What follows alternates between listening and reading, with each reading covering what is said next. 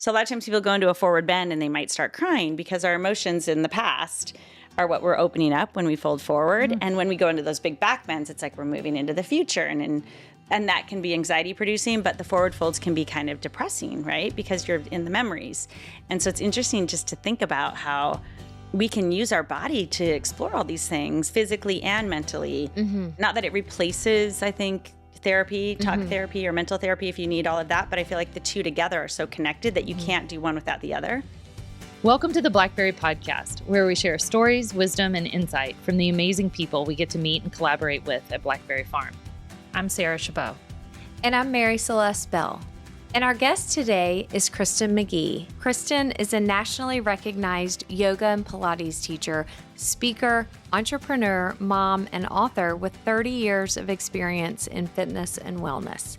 She's worked with a wide range of high-profile clients, helped launch the yoga and Pilates programs at Peloton, and most recently started her own platform, Kristin McGee Movement, focusing on making mindful, accessible fitness part of everyday life. And we're so excited to have her with us today. Welcome, Kristin. I'm so happy to be here. Thank you. Kristin, with 30 years in the wellness space, I can't imagine that was something that you just picked out in the beginning. So if you could tell us about the early part of your journey and how you found yourself into this wellness space. I grew up in southeastern Idaho. My parents were very theatrical, so they started this singing group called Casey and the Sunshine Kids. Me and my brothers and a whole group of young kids from southeastern Idaho were part of this troupe, and it got the performance bug in me. And when I graduated high school, I'm like, I'm going to do theater. Started in Southern California, transferred to NYU, and at NYU in my theater classes, I started doing yoga. And we were using it as a warm-up to get connected to our breath. It's very much like theater. You have to be present and intimate and immediate. And yoga is such good practice for that, for stage acting. I fell in love with it, certified to teach when I graduated. And I was using it as my income while I was chasing acting jobs. And the next thing you know, I just kept getting more and more work teaching yoga and then Pilates. Back in the 90s, everyone would ask me to sub a Pilates class. And I said, okay, I better certify in this as well. And then I did the first MTV yoga video in 2003. And that put my name out there in the landscape of celebrity fitness trainer. And after that, I just kind of went with it. Okay, so I was watching MTV in the 90s, so we're going to go back there for a second. So how did that come together? Did somebody say, we're going to do yoga on the beach? Or It was, the second one we shot at Point Tapatio Cliffs in Arizona. The first one we shot at a cool nightclub in New York City. It was with Lori Trespicio, who was part of The Real World. Oh, yeah. Back to New York. Right. Yeah. Which is really funny, full circle, because she was a reality star I did my first video with. And then years later, I did a video with Bethany Frankel, who's also, Real Housewives of New York. So I think it's just really funny. But I happened to be teaching a yoga class at Crunch, and an MTV producer was in my class. And because I was in the acting world, after class, she said, "Do you have a headshot?" And I was like, "Yes, of course." And here's my headshot. And so she said, "We're casting for MTV Yoga. Would you like to come in and audition? I loved your playlist. I loved your vibe." And then the rest was history. I like to think that. I love what we discover on this podcast. Well, wait, and if we can even go back further, Casey and the Sunshine Kids. So did you play a particular instrument or did you sing? So it's not the actual Casey and the Sunshine band, which was popular. But in the Sunshine Kids, we actually did this combination of clogging and singing, and my dad wrote the medleys. And our clogging teacher, Peggy Huerta, was amazing. And she had 3 kids, just like my parents had 3 kids, and we were all boy, girl, boy. And so she taught us all these amazing tap dances and all this choreography. And then my dad would write the songs, and he plays the piano. Oh, not write. He had some written that he had his own, but then he would put together medleys, like the patriotic medley, and every song was or he had an Idaho medley, a rock and roll medley, a Broadway medley. So it was so fun because everyone just started hiring us to sing and perform at their events, or we went to the World's Fair in New Orleans. Oh, wow. It was pretty cool. And now you have a skill set that you can pull out for a wedding. Yes, exactly. I'll just clog here.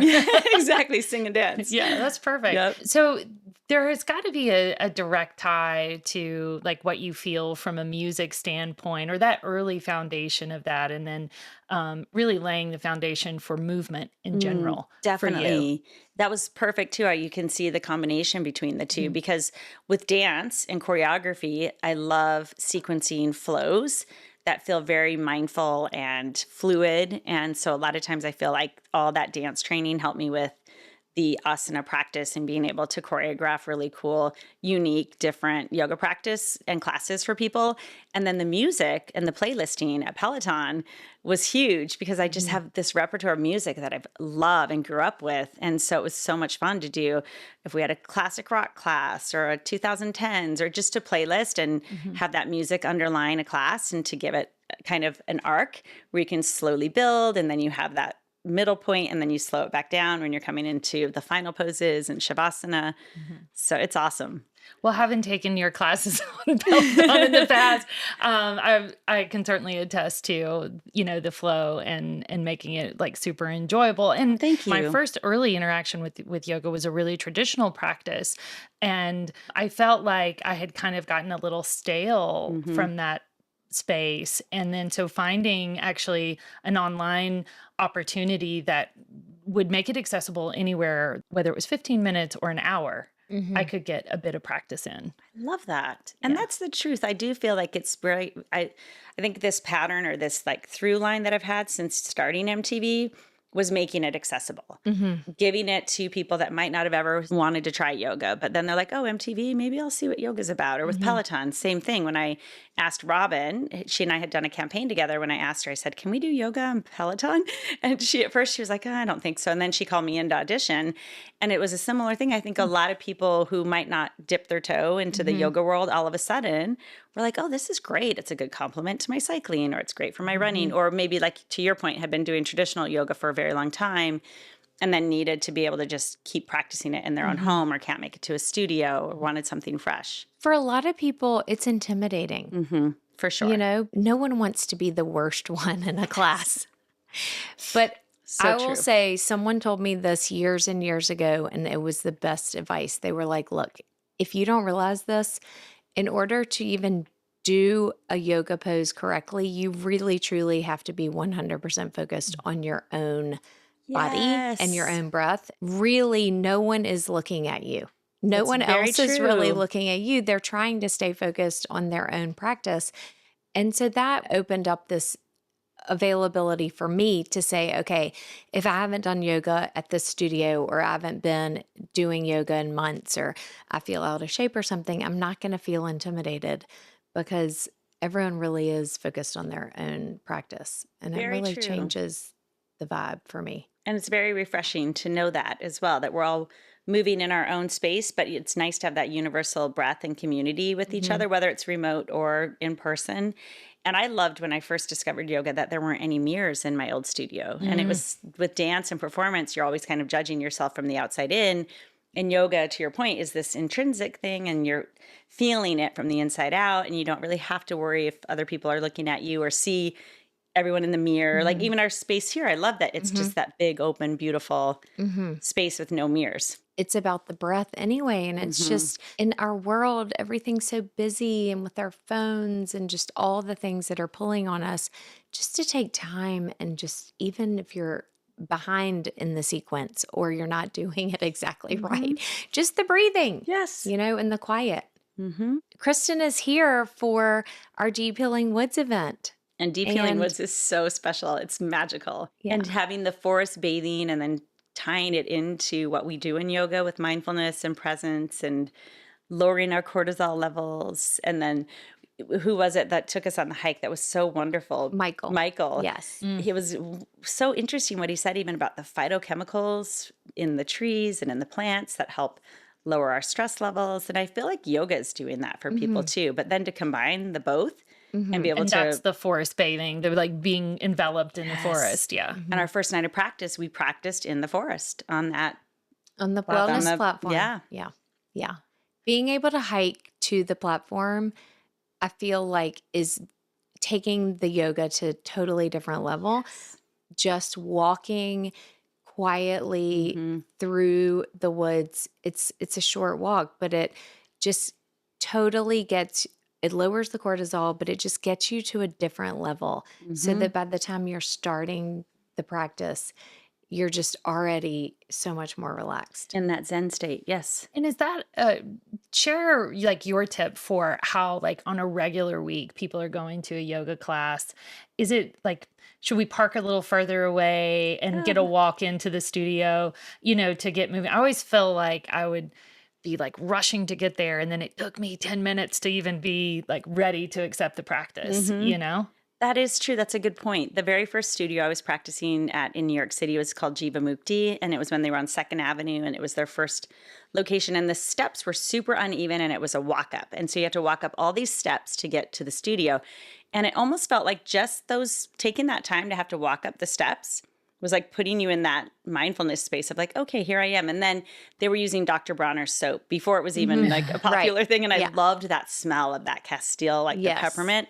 And I felt like the smell almost just kind of set your nervous system. I think with the forest, when you breathe in that amazing fresh air, but if you had like an essential oil that you had with you, I think even just that little bit of like, like it sets the tone, whether if you're rushing and you have to try and switch gears really quickly. But I do like your idea of parking a little bit further away or trying to get to class a few minutes early and sitting on your mat and doing some breath work. I'm always jealous of the people that I can tell have been there for a few minutes before me.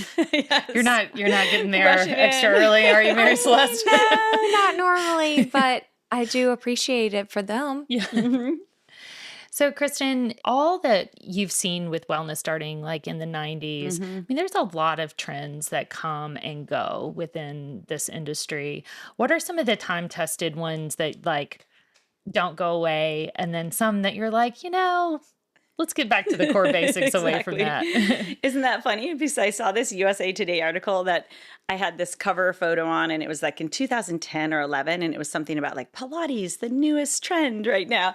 And right now, Pilates is really having this moment again. And it's funny how it like cycled back into, it kind of goes on this like roller coaster ride.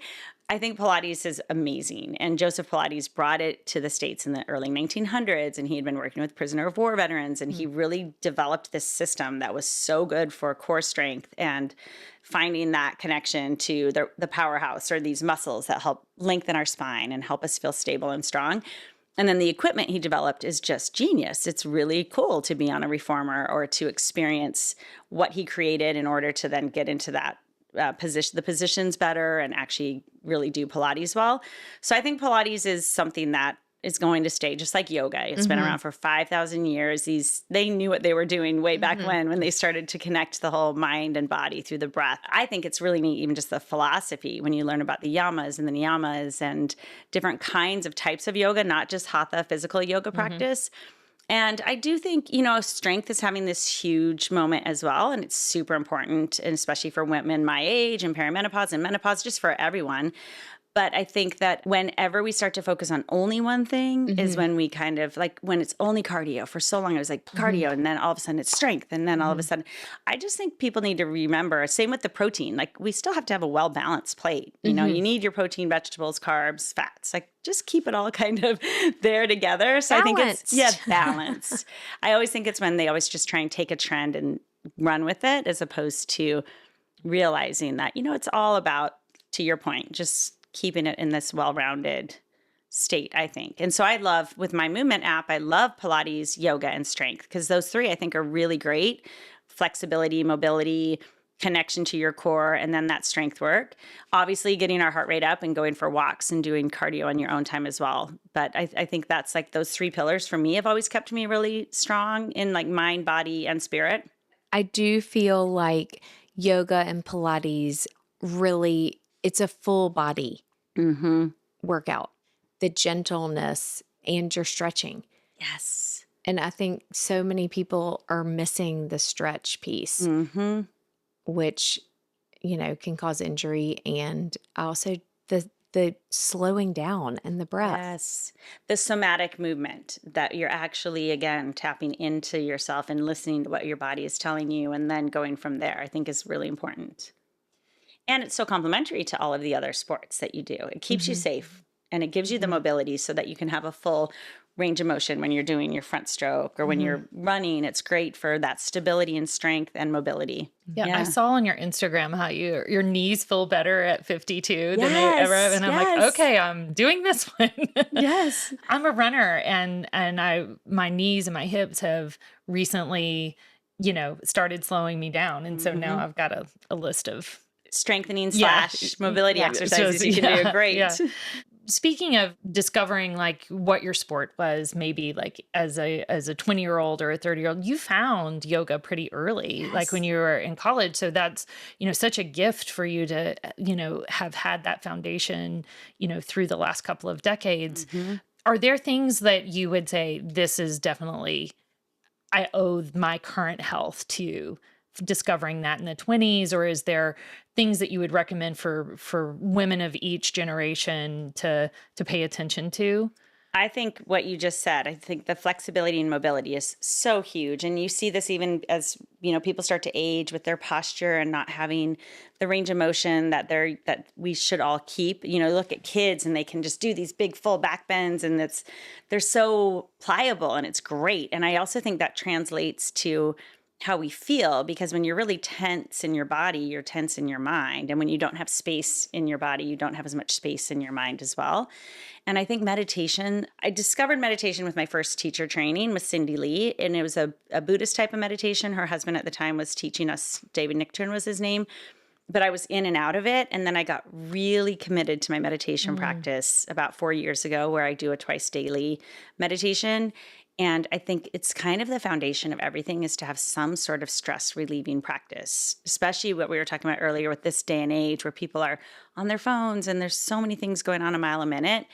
Finding 10, 15, 20 minutes to just be with yourself and just breathe, or even if it is a moving meditation and getting out into the woods if you can, or doing something, a very calm walking meditation. But I think meditation for me has been the underlying, it's what's kept me very healthy, because I think once your stress levels are in check, everything falls into place. You sleep better. When you sleep better, you have a better appetite. When you have a good appetite, you have the energy to work out. When you're working out, you sleep better again. So, so I think it's like this nice little cycle. Holding stress in the body. Yes, it's real. It is. I really believe in that. And then it affects your sleep. And then it is an endless cycle. Yes.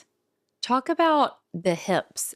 Everyone's always saying that you hold inner stress in your hips. And it's funny because one of my friends who's a massage therapist who's wonderful, she said there's this mantra that you can use that Louise Hay, I think, created, that's hip, hip, hooray. I find joy in every day, because our hips are kind of like the basement of the house. And we tend to store a lot of like heaviness there sometimes, or like the junk, the things that we're not really processing. And so I feel like when we go into pigeon, ankle to knee, or cow face pose, and we really get into those deep hip openers, it's a really nice release. It's like somatic in nature. Our issues are in our tissues. And when we can start to release it is when all of that lightness comes into place. But just even thinking about how our hips, for women carry so much, whether you've had kids or not, you've menstruated, maybe everyone's going to go through menopause at some point. There's so much I think held in the hips for women. So it's really interesting to kind of dive into how it's connected psychologically as well. And I feel like we're sitting so much. Yes. And to me, I think sitting, driving, the physical position you're in to drive, but then the stress of driving. Yes. Sometimes driving can be stressful. For some of us who drive the country roads in Walland, it's not as stressful. But I think just even that, I feel like my hips get tighter and tighter just sitting. That's the funny thing too about the hips, is they can get tight from no movement and tight from movement, right? If you're exercising a lot, your hips are tight, but if you're not moving, your hips can also get stiff and tight. I was talking to Tristan on the horseback riding yesterday, which I absolutely loved. She was talking about anxiety, and I think of anxiety a lot of times as being a future thing where you're kind of nervous about the what ifs, what's going to happen in the future. And we talk about the front body in yoga being our Eastern hemisphere, or moving towards the future. And then the back body is our Western hemisphere. Like Paschimottanasana is seated forward fold. And the translation is extreme bend of the Western hemisphere. So a lot of times people go into a forward bend and they might start crying because our emotions in the past are what we're opening up when we fold forward. And when we go into those big back bends, it's like we're moving into the future. And that can be anxiety producing, but the forward folds can be kind of depressing, right? Because you're in the memories. And so it's interesting just to think about how we can use our body to explore all these things physically and mentally. They're not that it replaces talk therapy or mental therapy if you need all of that, but I feel like the two together are so connected that you can't do one without the other. You almost need them both, or they're better with each other. Exactly. Yeah. Exactly. Well, I also feel like for me, just the opening poses of yoga are so important because so much of our life is kind of leaning forward. It's like driving a car. It's and I need to sit up.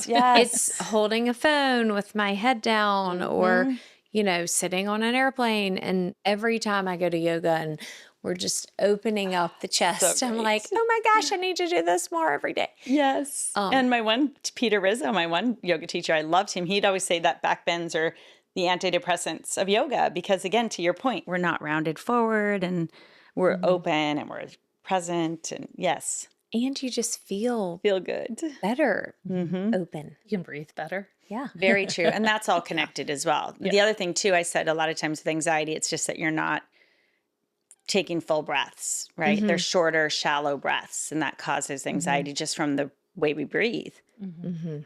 Okay, you have a book. Yes. Coming out or just the Treat released. Yourself philosophy just came out end of February. Wiley reached out to me to write it. At first, they were kind of like a self-help book. And I was like, oh, I don't know. I just maybe a more like self-treat book is what I said. And they're like, oh, we like this idea of treat, and my acronym of truly realizing everything is already there. At the end of Peloton, I often say, remember everything you could possibly ever want, have, or need is right here inside of you.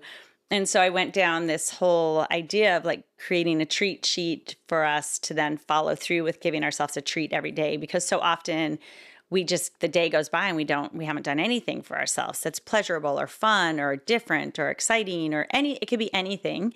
And we've also gotten to this idea of like treat sometimes having a negative connotation, like a piece of cake or a candy bar, and then you feel guilty. Oh, I just had this, as opposed to like, oh, I just had the best piece of chocolate cake and that was my treat for today. And then make it positive, because it's fine to treat yourself to something great, but then to not rely on the glass of wine or the food as always being your treat, but to mix it up. Like to really challenge yourself to find a different treat every day so that you can start to become more well-rounded, and maybe you're not giving as much. Like for me, I do everything physical. I love, my treat would always be yoga or some sort of activity, as opposed to like, oh, what am I doing to feed my mental self, right? I mean, crossword puzzles, reading more, those kind of things. And like looking at where in your life maybe you're not treating yourself enough, right? What areas of life are you kind of lacking? And then also thinking about the five senses.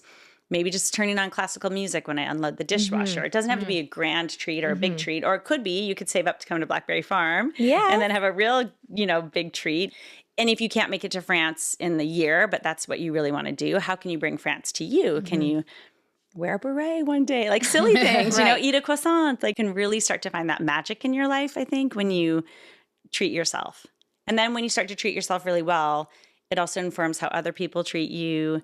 And you just start to respect yourself more and have more self-worth and feel really good. I love that, because I feel like there's so many things that are tempting to do, like take more time to do a meditation, do more yoga, go on a hike, take a bath, read a book. But it's like, okay, I can't possibly do a face mask. I'm like, I can't do all this in one day. I'd never get anything done. So I love the idea of making a big list and just being excited that I'm going to do something once. Maybe it's once a week. Yeah, tomorrow's my face mask. The next day I might run. The next day I might. But then you're weaving in the things we need to be doing for ourselves anyway, like get my nails done. Putting it on a list that is a very positive perspective versus putting it on like, I've got to get my run in. I've got to do this and that. It's like a joy list. It is. Yes, definitely. Like you were saying, I got to do my nails. Like that's the one thing I don't do that often. But if you know you have that one treat in the month and you're like, oh, this is my day, I'm going to do the nails. Yeah. And this is the day I'm just going to call my friend and speak on the phone and not text. Right. And then this is the month I get to actually do, maybe it's a bigger thing. And so you can have these small size, medium, big treats. And I love to just free flow, like just write every single thing down that you could possibly think of. And really for both of you, I mean, I'm a pup mom, and I know both of you all have several children's twins for you. Like, how important is it for mothers? I feel like it's got to be even more important to give something to yourself, making sure you're allowing that time, because you give so much to others. And it's such a good example for your kids. Then they see you taking care of yourself. And that, I think, is really positive for them. And then you don't become resentful. And then you also do prioritize yourself. And then when it's, when you're feeling great about yourself, you're so much, like even my meditation analogy, when I get my second meditation in every day, I'm like the best mom ever, because I've had that 20 minutes to just like decompress before the kids get home. And on the days I miss it, I'm like, I'm a little more agitated, a little more edgy. So I think we don't realize when we treat ourselves, we actually end up treating everyone else so much better. And I love this idea of such a wide variety of ways. Yes. Because then, say your child sees you do one thing and that doesn't interest them, but then they're like, oh, wow, she went on a bike ride today. And they're like, oh, that's so fun. Or they go on the bike ride with you, For sure. I love that. And when you do it for yourself too, then you're also realizing, because you'll see other people doing certain things and think, oh, is that what I'm supposed to be doing? Like maybe you're not the face mask person, or the red light therapy person, or you try it and then you're like, oh, this is great. Or you try it and you're like, oh, that wasn't great. That wasn't for me. Like you get to know yourself better as you try these different things, because then you're like, yeah, maybe that wasn't for me. Or the treat was better not to have the glass of wine that night because I feel so good in the morning. Things start to habits get replaced with maybe better things over time. Crowding out things that aren't the best things with great habits. Exactly. I mean, I love that example, whether it's how you're eating, crowd out, fill up on all the great stuff and leave less room for the things that don't make you feel as great, but also crowding out your day of fill it up with the things that do make you feel great. Obviously, we have to do some of the things we don't want to do. Yes. But, if there's a friend that brings you down, I mean, make sure there's room. You're making room for the people that do make you feel great. Very true. We've talked a little bit about mothers and children. I'm in a place personally where I'm taking care of my parents at this point and wanting to encourage them to move more. How do you approach encouraging older generations to get moving, take care of themselves? That's a great question. And I love the very first book I wrote was Chair Yoga. And it's the funny, the other part was sit, stretch, and strengthen your way to a happier, healthier you. It was very long. It was with HarperCollins. But at first people thought it was just for old people, but it's for everyone. People who are stuck at a desk, people who might have an injury, people who just need to sneak some yoga into their day and realize how amazing it feels. But definitely for an older generation, when I used to go and volunteer at a lot of elderly homes and stuff like that in the city, it was amazing because they were like, this I can do. This is great. This feels so nice. I can do these really fun stretches. It gives them this empowerment to feel like they finally have something they can do. So I have people I follow on Instagram who have their parents lifting weights with them. And again, you can sit and lift weights in a chair or practice squats sitting down and standing up. And there's movement patterns that you want to learn so that you can still do those later in life, like a squat, like a hinge, being able to reach down and pick something up without hurting your back, like being able to lift up and pull something off the shelf. And we were talking earlier today about grip strength. And that's one of the indicators of aging. They'll have you do a grip test and see how hard you can hold it. And those kind of things are really important. And so I think it's great to encourage and really get older people excited about it. Knock wood, my mom plays tennis 4 or 5 days a week. She loves it. She's got it down. And my dad loves to golf, but it'd be nice to get them. I started working at Tonal, and it'd be nice. My mom keeps saying, oh, I want you to show me some of those Tonal exercises because she wants to now get into that strength training. And so I think anything we can do to encourage them to keep on staying fit is really important because they've done so many studies too on exercise for dementia, Alzheimer's, like people who have been exercising for long periods of time, it staves it off by, I don't know the exact percentage. I should research it more, but it's really interesting. It shows up, exercise shows up in like the top 6 risk reducing things you can do on all the major I'm not illnesses, surprised. like cardio, vascular issues, mental, cognitive health.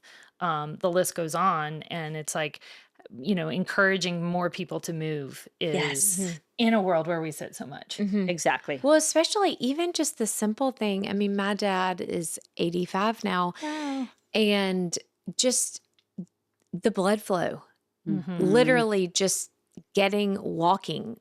We all go through series of times in our life where we sort of shelve health and wellness.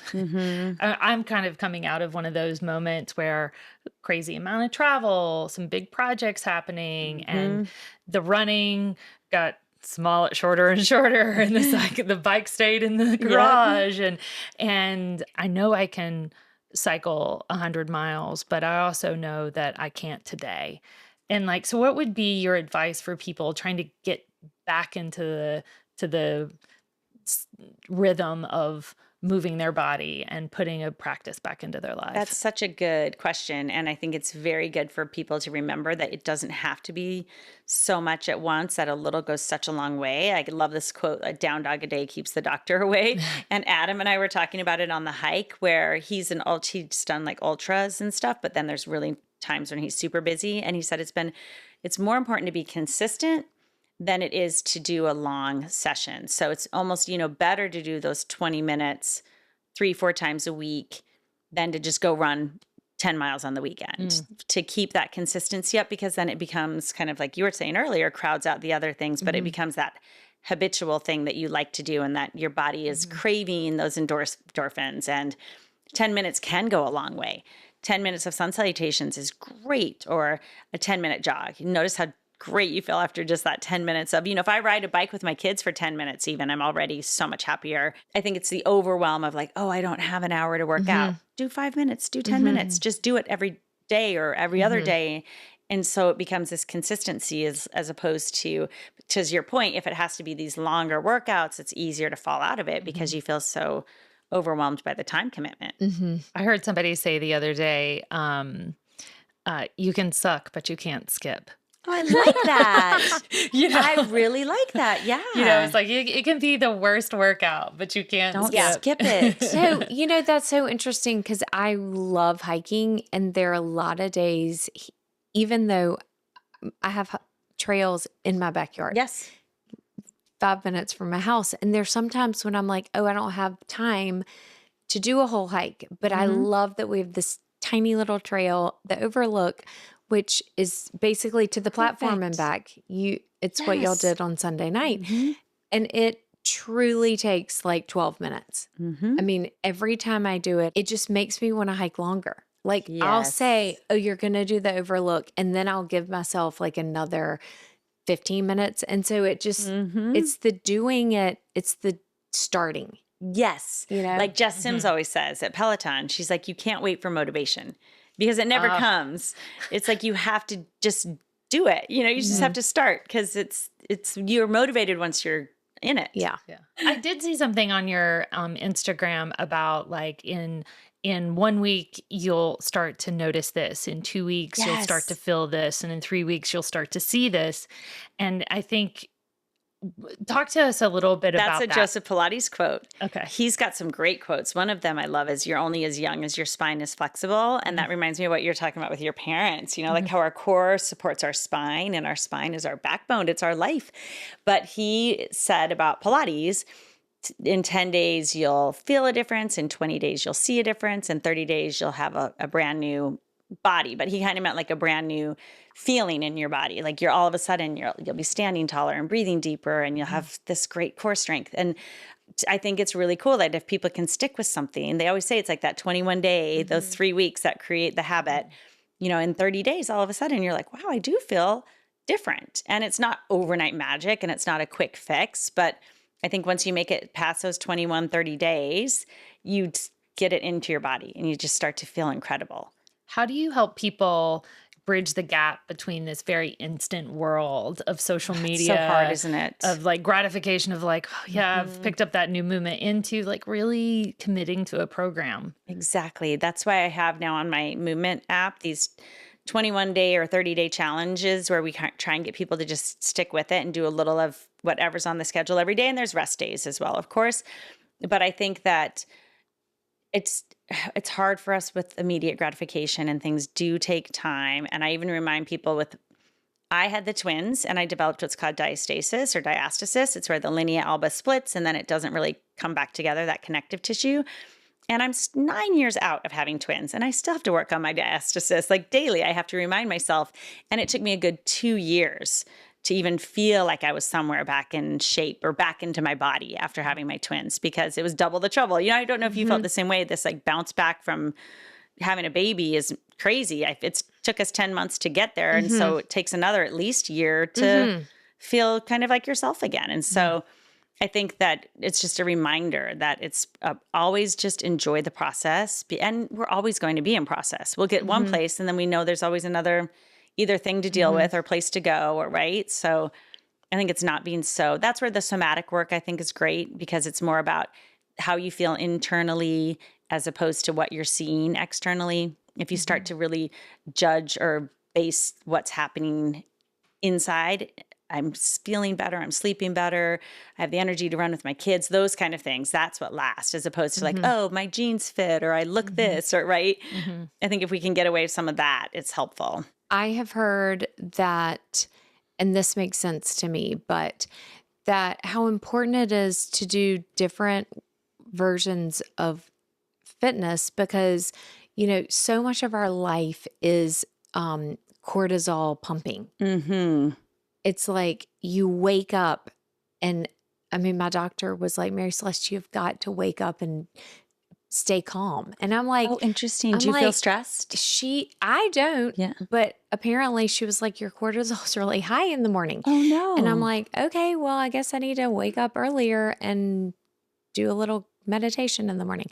But anyway, the point is I think so much of our life, we're pumping cortisol all day. And so I feel like some people don't realize that the exercise that they're choosing to do, which they love, is creating more cortisol, adrenal. And so it's like you're never giving yourself a break. And so some people who yoga or Pilates doesn't appeal to aren't recognizing that they need that to give themselves a break. I think so, the most. Like they need that complementary low impact or the mind-body connection, and in conjunction. You're right. And especially they've done studies on that as women get older and in perimenopause, because of the whole shift in hormones, and that it's like some of these really high impact activities are doing us a disservice, that it's almost better for us to do maybe like a steady hike on a low, like a low impact, but nice climb for a while, or to do the yoga, Pilates, strength training, that type of stuff.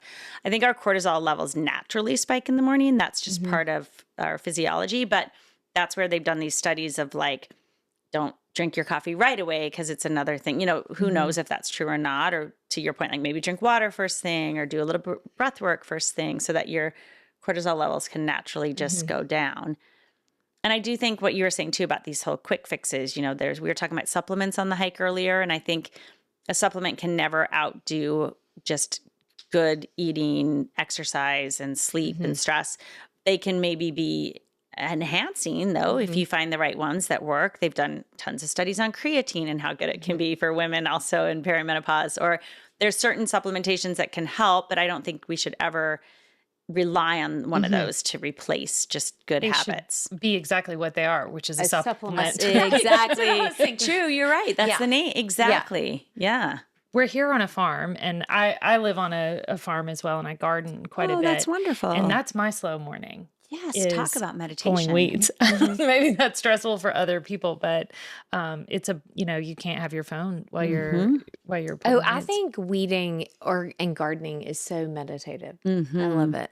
I've never been able to really fully commit to meditation practice. How would you help someone start? I think it's giving yourself permission to just totally be, like nonchalant. That's what Light Watkins taught me. He was like, give yourself back support, let your head rest. You know, how sometimes you think you have to sit up nice and tall and be in this perfect position. And if your mind is wandering, it's bad. He's like, there is no good or bad, no judgment. His whole thing was like nonchalance, like be super nonchalant, which I was so interesting to hear. But it gave me this permission to just literally wake up in my bed and put my pillow behind me. If I use the restroom, I use the restroom. I sit back in my bed and just tap in with the mantra he gave me. It was a mantra meditation. It's a Vedic style meditation. But I think his permission to get lost in thought is another thing he would talk about. Just get lit, because that's natural. We all get lost in thought. And just be nonchalant about it, so that then you're not sitting in judgment of yourself when you're trying to be doing something that's very, you know, in nature, non-judgmental. You're just trying to be with yourself, right? So I think, but as humans, we're so quick to label and judge and get in our own way. So I think if you just start with this, like, I'm just going to sit for a few minutes and have this very like no agenda, I think that's helpful. And then I think it's the consistency, just Practice. like the practice, just like, and habit stacking. You know, if you do brush your teeth, like right after you brush your teeth every day, or right, you know, just time it with something. I do like having a kind of set time is very helpful. I do the first one first thing in the morning, and it's really like, it's just there. It's just kind of what I can't really live without it. And your second one right before the kids come home. It's usually around 2 or 3 o'clock in the afternoon. When your job number 2 starts. Yes, exactly. It's such a nice reset. And then what's your wind down mode? Like, oh, that's a good question. You know, I used to have like a glass of wine way back in the day, many nights. And then I noticed that I was messing with my sleep and I wasn't sleeping as well. And then Light challenged everyone to go 30 days with no anything, you know, no wine, no coffee, anything that could maybe, you know, give you a stimulant or wind you down at night, and just do the meditation. And it just stuck with me. So I quit drinking wine for quite a while. Here I had a glass of wine. You can't not, because it's so great. And now again, it's like more mindful. Like I have one when I want to choose one, but back then it was almost like 5 o'clock hits and I'm going to have my glass of wine, as opposed to being, you know, thoughtful about it. And I realized I didn't need it every night. And so I would say my wind down is, well, we have this little backyard hike that we love. So the boys and I, a lot of times after dinner, go and hike. And it's just, to your point, it's like a 10, 12 minute, it's very short, but we get up to the top of this little peak and it's beautiful. A lot of times it's right around sunset time. I find like that's really nice to wind down with the boys. So we're not on devices, or we'll play like a card game, or we try and do something that's not screen time. They love like bird bingo or play 9, you know, so we'll do things like that. And then for me personally, I do wish I had a little bit more of like my own thing. I think mostly it's like once I get the boys to bed, I'm kind of wiped. But reading, I'm trying to read more. And I'm very inspired by some of the women here. They've been giving me great recommendations for books. And, you know, on an ideal night, a bath. Like I think a really nice bath before bed is so, so wonderful. I'm really good at that. You are? That's great. Yes. You soak in the bathtub before bed. Yep. Yes, How about you? well, I've started reading on the iPad just because I don't have my bedroom light on, you know, and I don't have any social media connected to it. That's great. I think To have that's two separate things is great. Yeah. You know what? I started doing that with, well, A, I wanted better photography, but B, I got this new iPhone and it's just my camera phone.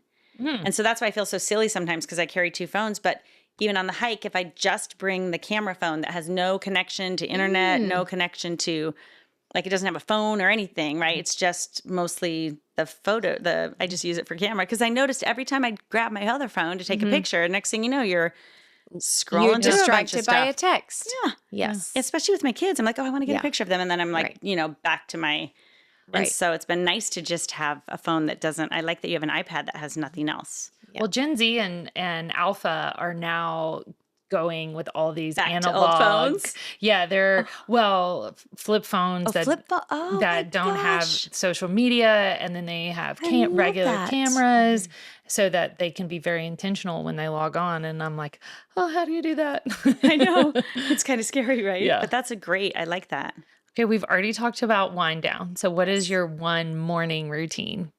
Besides the meditation, so first thing is my meditation, and then I do love a good cup of coffee. So that's the first thing I do is get the Nespresso, and it gets that nice foam on it, and then I have my coffee, and it's just like, I feel so good, and I can just sit. And then I do like to read like news. I like to see what's going on in the world. I subscribe to Katie Couric's Substack, and it's great because she has these bite-sized like things. So I can just like quickly kind of get a lay of like, okay, what, because I feel bad when I'm not connected in the world and know what's happening around me and globally. And I always feel really bad if I don't have like a little bit of awareness. It's also, I don't like to watch news at night because then I get too sad, or I don't, I'm worried about everything and thinking about it. So if I have my coffee and then I kind of read like what's going on, I'll do that before I even check my emails or my own stuff. What's the one thing you would do on vacation that you don't normally do at home? Gosh, that's a good question.